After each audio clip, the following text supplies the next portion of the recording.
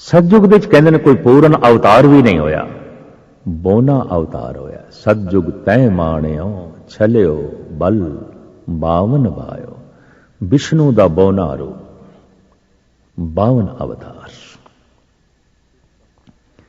एक कथा गुरु ग्रंथ साहब जी महाराज दे च मिलदी है, पुराणा दे च मिलदी है। जदों बोना अवतार आया तो लोड़ पै गई सी, थोड़ी जियां हल्की जियां राजनीति का जन्म हो गया सी। छोटे छोटे कबीले बनने शुरू हो गए सन, दो दो चार चार निक्के निक्के कस्बियां दे रजवाड़े बनने शुरू हो गए सन। अजे मुल्क ते नहीं सन, वड्डे प्रांत ते नहीं सन, पर दो दो चार चार कबीलियां दी राजशाही चलदी सी। चार चार पंज पंज पिंडां दा बकायदा एक राज चलदा सी। उस जमाने च इस तरह का राजा होया है, राजा बल। कहंदे ने पाताल दा राजा सी। ते जे पाताल दा राजा सी तो अज दे हिसाब नाल कह लईए अमेरिका दा राजा सी। मैं तो कई दफा देख के हैरान होंदा, अमेरिका दे रेड इंडियन बिल्कुल हिंदुस्तानी तहजीब दे जी रहे हैं, अज भी जी रहे हैं। तो कहना पैंदा शायद राजा बल इत्थों ही आहिस्ता आहिस्ता उस जगह ते पहुंचे जिसनों पाताल कहंदे ने, अमेरिका कहंदे ने। बल दे द्वार ते पहुंचे ने विष्णु, ए बोना अवतार, भिक्षा मंगदे ने। महात्मा शुक्र जो राजे बल दा राजगुरु है, कहंदे ने इसनों भिक्षा ना देना और भिक्षा देने का संकल्प भी ना करना। क्यों? इन्हें सब कुछ मंग लेना है, इन्हें तेनों छल लेना है। राजा बल कहंदे अगर ये विष्णु है और भिक्षा मंगण लई आया है तो कम से कम इतना मान तो मेरे को होना ही चाहिए है कि मैं विष्णु की झोली च भिक्षा पाई। मैं वक्त दे एक महान देवते की झोली दे भिक्षा पाई है, आखिया मैं संकल्प करदा मैं देना। कहते 2.5 कदम धरती मंगी और 2.5 कदमां विच राजे बल दा सारा राजपाट नाप लिया। भगत नामदेव जी महाराज कहते ने, नामा कहे भगत बस कैसो, अज हूं बल के द्वार खरो। अजे भी राजे बल दे द्वार देते विष्णु खड़ा है, जो इतना महान दानी होवे भगवान ते उत्थे होवेगा, जिसके अंदर इतना वड्डा त्याग होवे, बैराग होवे, भाग ते उसदे मस्तक ते होवेगा। ये कहण तो तात्पर्य है भाई वो भागशाली सी, महान सी। पूर्ण अवतार उस युग दे च नहीं होए, लोड़ भी नहीं सी। गर्भकाल दे बच्चे नूं शिक्षा दीक्षा की कोई लोड़ नहीं, भाई इतना ही काफी है मां जरा संयम नाल रवे, मां जरा आहार खावे सोच समझ के, क्योंकि गर्भ दे च बच्चा, बहुत गर्म चीज़ां ना खावे, बहुत ऐसिया चीज़ां ना खावे कि गर्भकाल का जो बच्चा है वो विकारग्रस्त हो जाए। तो मां नूं संयम च रहना पैंदा है। अपना आहार, अपने विचार, अपना उठना बैठना उन्होंने संयम दे नाल चलाना पैंदा है। सतयुग दे जीव नूं बस सिर्फ इन्ना ही देखना हुंदा सी, किहड़ा फल मैं खाना है, किहड़ा नहीं खाना। अपने उठन बैठन बारे थोड़ा सोचना हुंदा सी। लंबी चौड़ी जिम्मेवारी नहीं सी। सतयुग दा जीवन गर्भकाल दे बच्चे दा जीवन है, ये कोई खास जीवन नहीं है। जीवन ते उस दिन शुरू होता है जब समझ शुरू होवे। जीवन ते उस दिन शुरू होता है जब कुछ जिम्मेवारियां शुरू होन। जीवन ते उस दिन शुरू होता है जब चारों पासे की सोचनी विकसित होवे। त्रेता आया, गर्भ तो बच्चा बाहर आया है, जिम्मेवारियां बढ़ गई। हुण सर्दी गर्मी तो बचाना पएगा। गर्भ दे से तो शरीर के अंदर का टैंपरेचर किसी हद तक इंज कह लीए अंदर का सिलसिला तो 98 डिग्री रहिंदा है, सर्दियां विच भावें शीत लहर चले तापमान 98 रहिंदा है, या लू चले बहुत गर्मी होवे तां भी 98 रहिंदा है। शरीर ते एयर कंडीशन है। यही कारण है कि 98 डिग्री तो 1 डिग्री भी अगे वध गया तो असीं कह देंदे हां बंदा बीमार हो गया। बिल्कुल संतुलन बना के रखा है प्रकृति ने। तो उस संतुलित तापमान दे बच्चा रह रहा सी, बिल्कुल संतुलन बने होया सी। पर हुण बच्चे दा जन्म हो गया है। धरती ते कदी गर्मी है, कदी सर्दी है, कदी मौसमे खिजां है, कदी मौसमे बहार है। हुण ते इहनूं अपने कपड़ियां बारे भी, अपनी खुराक बारे भी, बहुत गर्मी है मैं की खाना है, बहुत सर्दी है मैं की खाना है, मौसमे खिजां विच की खाईए, मौसमे बहार विच की खाईए, बरखा दी रुत विच की खाईए, हुण की पैनी है गर्मियां विच, हुण की पैनी है सर्दियां विच। इस तरह दीयां जिम्मेवारियां वध जांदियां ने उस बच्चे दियां जो गर्भ तो जमीन ते आ गया, धरती ते आ गया।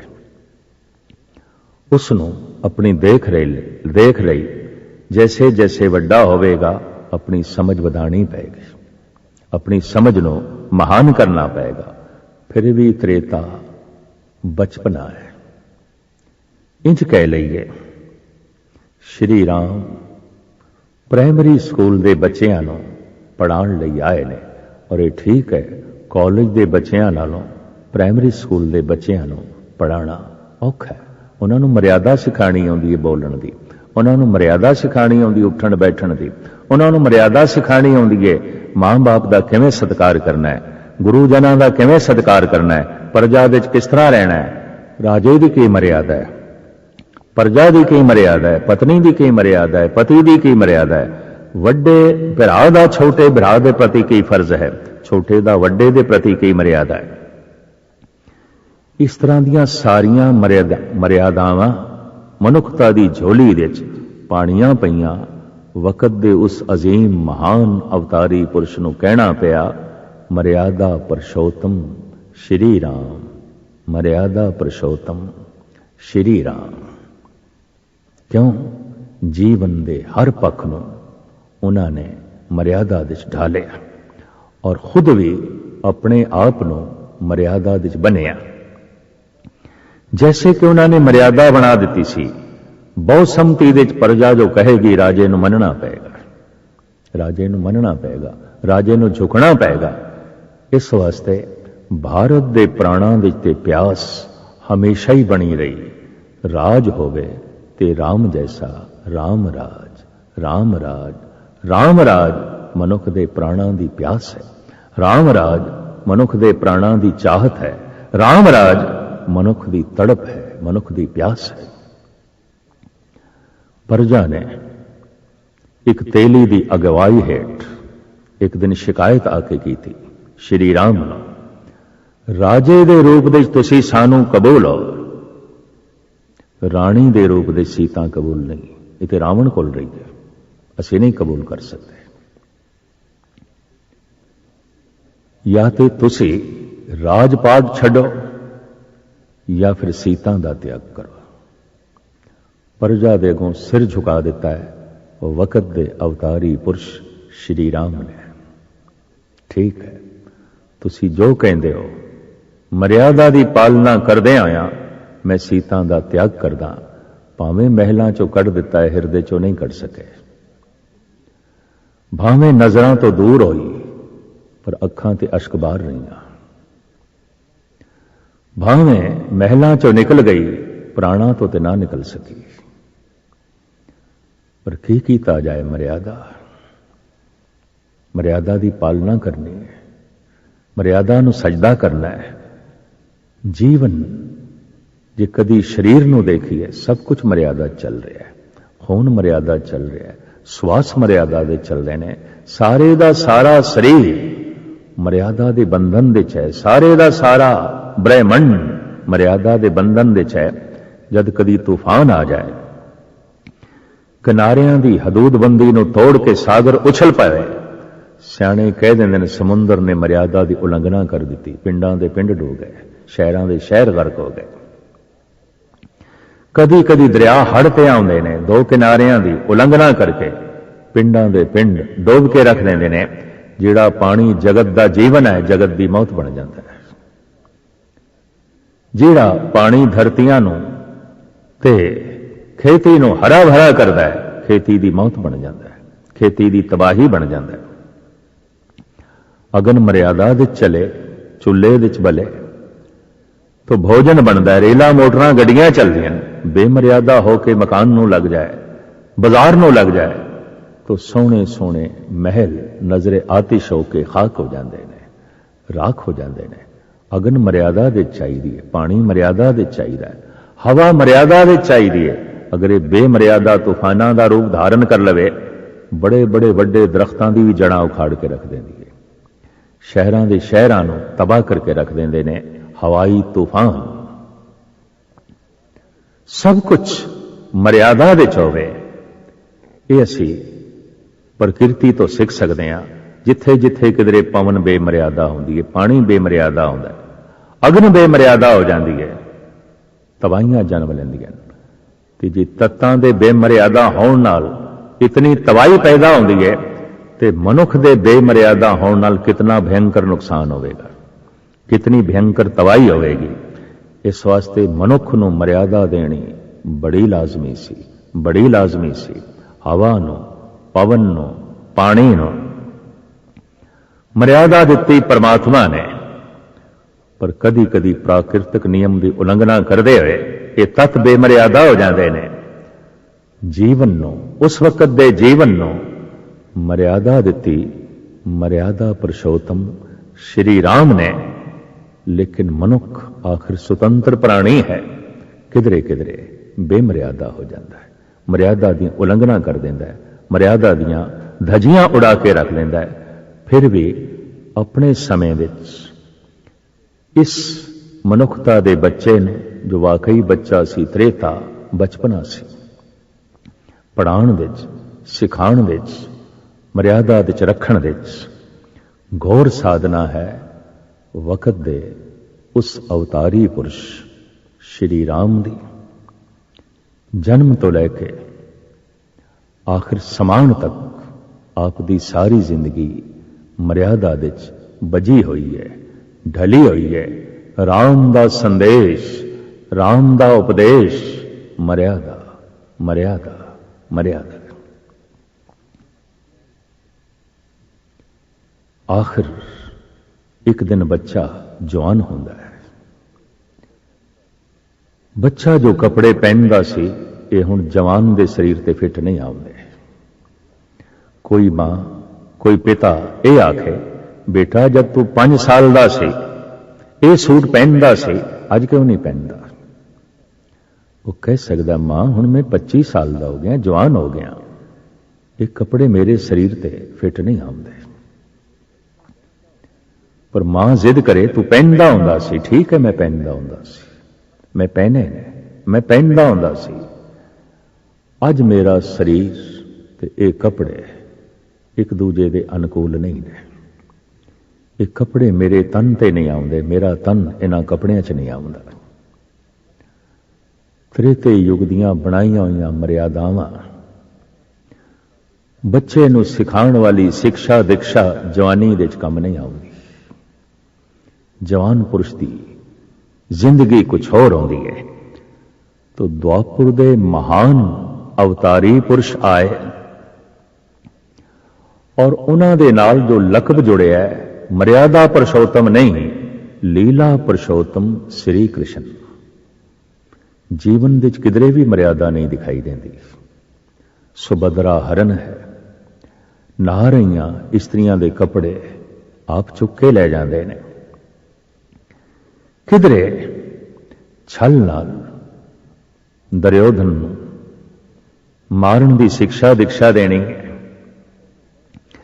ਕਿਧਰੇ ਯੁਧਿਸ਼ਠਰ ਨੂੰ ਕਹਿਣਾ ਹੈ, ਕਹਿ ਦੇ ਅਸਵਥਾਮਾ ਮਰ ਗਿਆ। ਆਖਿਰ ਲੋਹੇ ਨੂੰ ਫੁੱਲ ਨਾਲ ਨਹੀਂ ਕੱਟਿਆ ਜਾ ਸਕਦਾ, ਲੋਹੇ ਨੂੰ ਲੋਹੇ ਨਾਲ ਹੀ ਕੱਟਿਆ ਜਾ ਸਕਦਾ ਹੈ।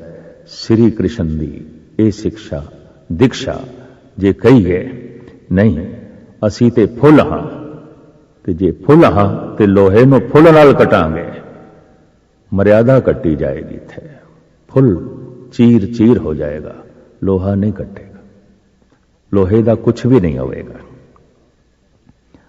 ਵਕਤ ਦੀ ਆਵਾਜ਼ ਨੂੰ ਪਹਿਚਾਣਿਆ ਉਸ ਵਕਤ ਦੇ ਮਹਾਨ ਅਵਤਾਰੀ ਪੁਰਸ਼ ਸ੍ਰੀ ਕ੍ਰਿਸ਼ਨ ਨੇ। ਸਮਾਂ ਮਨੁੱਖਤਾ ਜਵਾਨ ਹੋ ਚੁੱਕੀ ਹੈ, ਪ੍ਰੌੜ ਹੋ ਚੁੱਕੀ ਹੈ, ਜਵਾਨੀ ਦੀਆਂ ਹੋਰ ਲੋੜਾਂ ਹੁੰਦੀਆਂ ਨੇ, ਉਸ ਦੀਆਂ ਹੋਰ ਉਮੰਗਾਂ ਹੁੰਦੀਆਂ ਨੇ। ਤਾਂ ਆਪਨੇ ਕਿਹਾ ਇਸ ਜੀਵਨ ਨੂੰ ਇਸ ਤਰ੍ਹਾਂ ਲੈਣਾ ਹੈ ਜੈਸੇ ਇੱਕ ਲੀਲਾ, ਜੈਸੇ ਇੱਕ ਖੇਲ। ਖੇਲ ਕਿਸ ਨੂੰ ਕਹਿੰਦੇ ਨੇ? ਖੇਲ ਉਹ ਹੈ ਜਿਸ ਦੇ ਵਿੱਚ ਹਾਰ ਦਾ ਕੋਈ ਨੁਕਸਾਨ ਨਾ ਹੋਵੇ, ਜਿੱਤ ਦੀ ਕੋਈ ਖੁਸ਼ੀ ਨਾ ਹੋਵੇ। ਹਾਰ ਗਏ तो सोग ना होवे, जित गए तो कोई खुशी ना होवे। खेल वो है जिस विच जित दा नफा ना होवे और हार दा नुकसान ना होवे। अज जिन्हां खेलां नूं खेल कहंदे ने, ये खेल नहीं ने, ये खेल नहीं ने। अज तो कह दिता जाता है जापान हार गया है, चीन जित गया है, चीन हार गया है, हिंदुस्तान जित गया है, हिंदुस्तान हार गया, पाकिस्तान जित गया है, पाकिस्तान हार गया, ईरान जित गया। हैरानगी आउंदी है खेल हो रहे हैं कि जंग हो रही है। जिहड़ी टीम जित जाए वो नचदी हुई आउंदी है, जिहड़ी टीम हार जाए वो रोंदी हुई आउंदी है। जिस दे च हार दा नुकसान है, हार दे हंझू ने, और जिस दे च जित दियां खुशियां ने, उते धंधा है, उते व्यापार है। जिस दे च जित दी खुशी है और हार दा रंज है, इते जंग है। इनू खेल कौन कहेगा? खेल खेलते ने मासूम बच्चे, खेल खेलदा है परमात्मा। या इंज कह लो खेडना आया है एक परमात्मा नू, खेडना आया है बच्चियां नू। शायद इस आधार ते साडे देश दे विच कहंदे ने बच्चे ते परमात्मा जैसे ने, बच्चे ते ईश्वर जैसे ने। महान ਸਾਹਿਤਕਾਰ ਵਕਤ ਦਾ ਇੱਕ ਦਾਰਸ਼ਨਿਕ ਬਰਨਾਰਡ ਸ਼ਾਹ ਕਿਹਾ ਕਰਦਾ ਸੀ, ਜਿਸਨੂੰ ਫੁੱਲ ਨਹੀਂ ਚੰਗੇ ਲੱਗਦੇ, ਜਿਸਨੂੰ ਬੱਚੇ ਨਹੀਂ ਚੰਗੇ ਲੱਗਦੇ, ਉਹ ਮਨੁੱਖ ਨਹੀਂ ਹੋਵੇਗਾ। ਧਰਤੀ ਦਾ ਬੋਝ ਇੱਕ ਪੱਥਰ ਹੋਵੇਗਾ, ਭਾਰ ਹੋਵੇਗਾ, ਉਹ ਜ਼ਮੀਨ ਦਾ ਭਾਰ ਹੈ। ਬੱਚੇ ਤੇ ਚੰਗੇ ਲੱਗਣੇ ਚਾਹੀਦੇ ਨੇ, ਖੁਦਾ ਜੈਸੇ ਨੇ। ਫੁੱਲ ਤੇ ਚੰਗੇ ਲੱਗਣੇ ਚਾਹੀਦੇ ਨੇ, ਕੋਮਲ ਨੇ, ਸੁਗੰਧਿਤ ਨੇ। ਮਨੁੱਖ ਨੂੰ ਕੈਸਾ ਹੋਣਾ ਚਾਹੀਦਾ ਹੈ? ਫੁੱਲਾਂ ਜੈਸਾ। ਮਨੁੱਖ ਨੂੰ ਕੈਸਾ ਹੋਣਾ ਚਾਹੀਦਾ ਹੈ? ਬੱਚਿਆਂ ਜੈਸਾ। ਪਰ ਕਿਧਰੇ ਲੋਹੇ ਦੀ ਤਲਵਾਰ ਗਰਦਨ ਕੱਟਣ ਨੂੰ ਆਵੇ ਤੇ ਫੁੱਲ ਅੱਗੇ ਕਰੀਏ, ਨਹੀਂ। ਫੁੱਲ ਤਲਵਾਰ ਨੂੰ ਨਹੀਂ ਕੱਟ ਸਕੇਗਾ, ਤਲਵਾਰ ਤੋਂ ਰੱਖਿਆ ਨਹੀਂ ਕਰ ਸਕੇਗਾ। ਉੱਥੇ ਲੋਹੇ ਨੂੰ ਕੱਟਣ ਵਾਸਤੇ ਲੋਹਾ ਹੱਥ ਦੇ ਚ ਲੈਣਾ ਪਏਗਾ।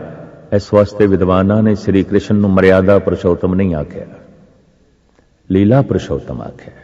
खेल जिंदगी नूं खेल दी तरह लो, तमाशे दी तरह लो। जित दा कोई बहुत वड्डा हरख ना होवे और हार दा कोई बहुत वड्डा सोग ना होवे। बच्चे दरिया दे कंडे रेत दे महल खड़े कर रहे हैं। खेल ये खेल है।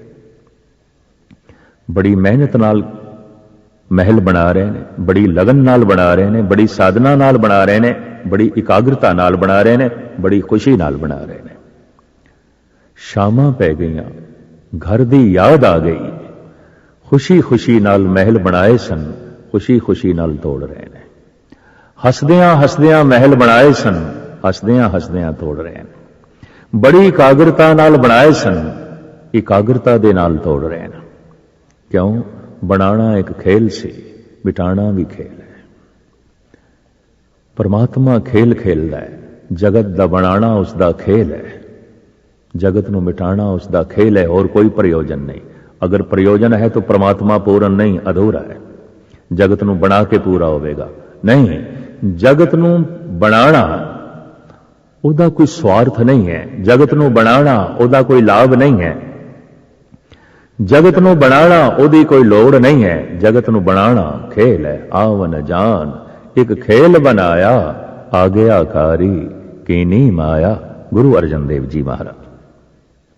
खेल खेलते ने बच्चे, खुशी नाल महल बनाए ने, खुशी नाल तोड़ दिते ने।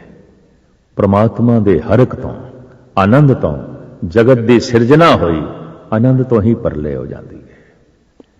जब इतना वड्डा ब्रह्मंड उस ब्रह्म का खेल है, तो श्री कृष्ण का संदेश उपदेश जीवन नू खेल की तरह लो, नफे नुकसान नू खेल की तरह लो, जन्म मरण नू खेल की तरह लो, इज्जत बेइज्जती नू खेल की तरह लो, हाण ते लाभ नू खेल की तरह लो। सब कुछ खेल है, सब कुछ खेल है। तो इस तरीके नाल आप लीला पुरुषोत्तम श्री कृष्ण कहलाए। आखिर दौर बदलिया। जो जवान का रहन सहन है वह बुढ़े का नहीं होता। बुढ़े की गुफ्तगू, बिरद के कपड़े, बिरद का उठना बैठना, बिरद की महफिल कुछ और हो जाती है। ये बुढ़ा युग आया, बुजुर्ग युग आया, कल युग। और कल युग के अवतारी पुरुष आए गुरु नानक।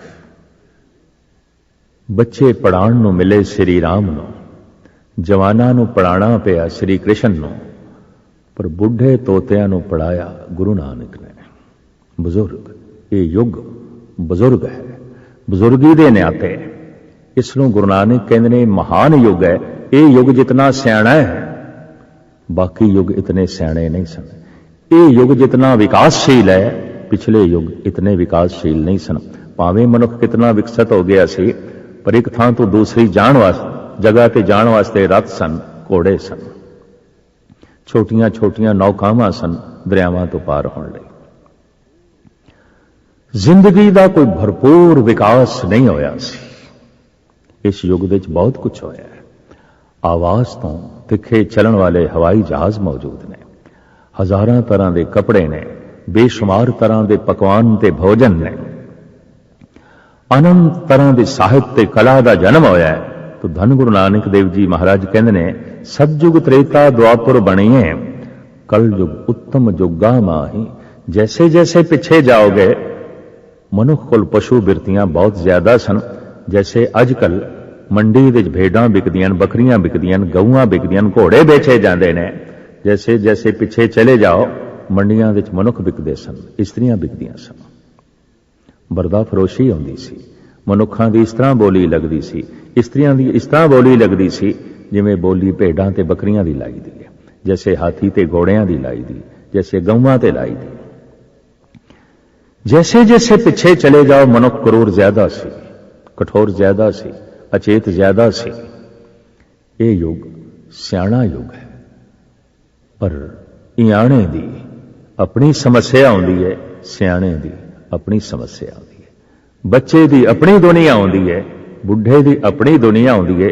इस बुढ़े दी दुनिया नूं गुरु नानक ने किवें विकसित कीता, उहदे एक रूप ने किवें 10 स्वरूप धारण कीते और किस ढंग नाल विस्तार कीता, ये लड़ीवार मैं आप जी के सामने रखण लगा। जगत एक प्रवाह है, जीवन एक प्रवाह है। अगर प्रवाह है तो लाजमी इसकी शुरुआत है, इसकी इब्तिदा है।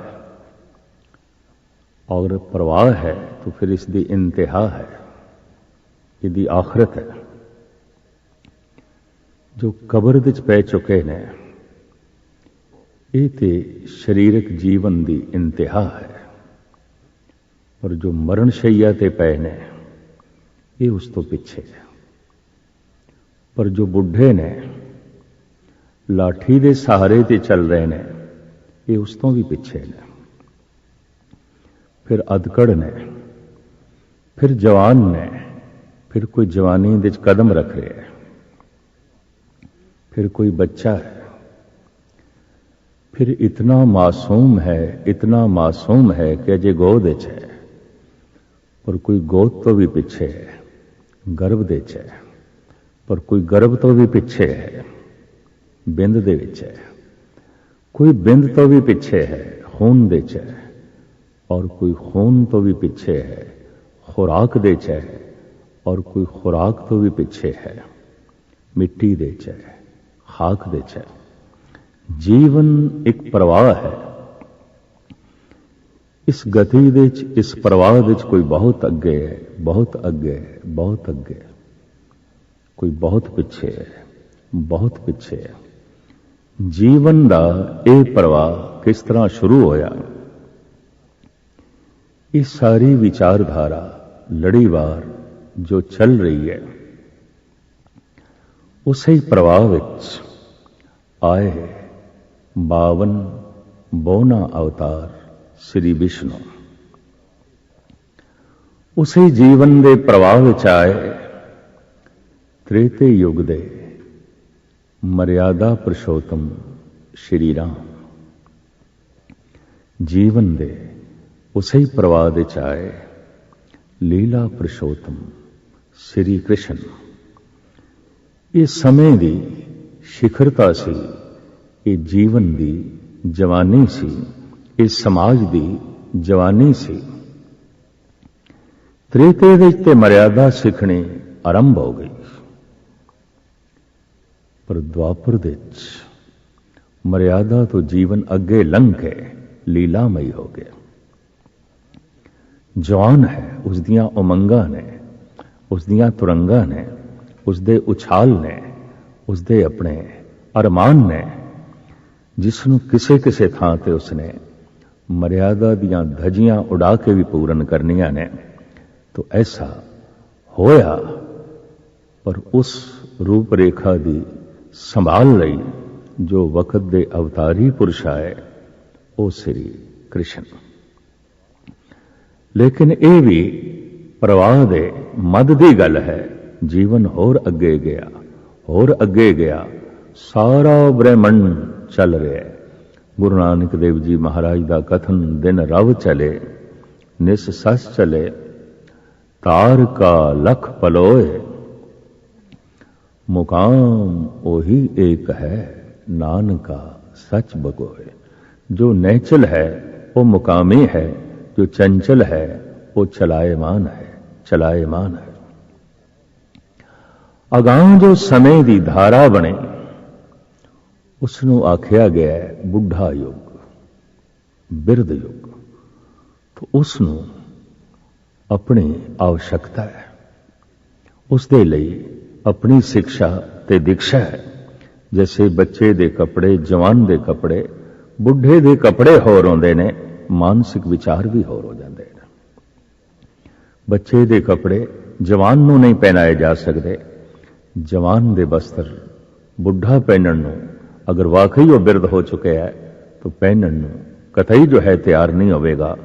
विचार बदलते ने, आकार बदलता है, वस्त्र बदलते ने, रहन सहन बदलता है, तर्ज जिंदगी बदलती है, खान पान पहरान सब कुछ बदलता है। इसे ही बदलाव दे, इसे ही बहाव दे जीवन जिथे पहुंचे है, और उस पड़ाव का जो नाम है कल युग, कल युग, कल युग। साडा देश कहता है कि कल युग बहुत बुरा है, बहुत बुरा है, बहुत बुरा है। पर कल युग का अवतारी पुरुष धन गुरु नानक, जिसकी जिम्मेवारी है, जिसने इस युग को संभालना है और जो संभाल रहा है, उन्होंने बुलंद बांग कह देता है कल युग उत्तम युगा माए, कल युग उत्तम युगा माए, सतयुग त्रेता द्वापुर भणिए। कल युग उत्तम युगा माए, युगां की व्याख्या समय की व्याख्या है, समय की व्याख्या रहन सहन की व्याख्या है, विचारां की व्याख्या है, तर्ज जिंदगी की व्याख्या है। देखण विच आवे कि युग सिर्फ मनुख की दुनिया च बदलते हैं, सूरज चंद तारियां की दुनिया च नहीं बदलते। हजारां साल पहले जो सूरज सी अज भी होई है, हजारां साल पहले जो धरती ते चंद्रमा ग्रह नक्षत्र सन अज भी होई ने। पर हजारां साल जो पहले मनुख के विचार सन अज वो नहीं ने। युगां की तब्दीली मनुख के विचारां की तब्दीली ते खड़ी है, ना कि सूरज चंद तारियां दी परिवर्तन ते खड़ी है। युगां दी तब्दीली दरअसल मनुख दी विचार शैली दी तब्दीली है, ना कि जमीन बदल जाती है या आसमान बदल जाता है। कुछ भी नहीं बदलते, विचार बदलते ने, बस मनुखी दुनिया का सारा संसार बदल जाता है। इसे नूं कहंदे ने युग बदल गया, युग बदल गया, युग बदल गया। बाकी तो कुछ भी नहीं बदलता। मनुख भी होई, पंज तत्त भी होई, सूरज चंद तारे भी होए, पर मनुख दे ओ विचार नहीं जो हजारां लखां करोड़ां साल पहले सन। युग पशुओं की दुनिया च नहीं बदलते, पंछियों की दुनिया च नहीं बदलते, कीड़े मकोड़ियां की दुनिया च नहीं बदलते, जड़ की दुनिया च नहीं बदलते, सूरज चंद तारियां की दुनिया च युग नहीं बदलते। युग बदलते ने केवल मनुख की दुनिया च, मनुख की दुनिया च, मनुख की दुनिया च।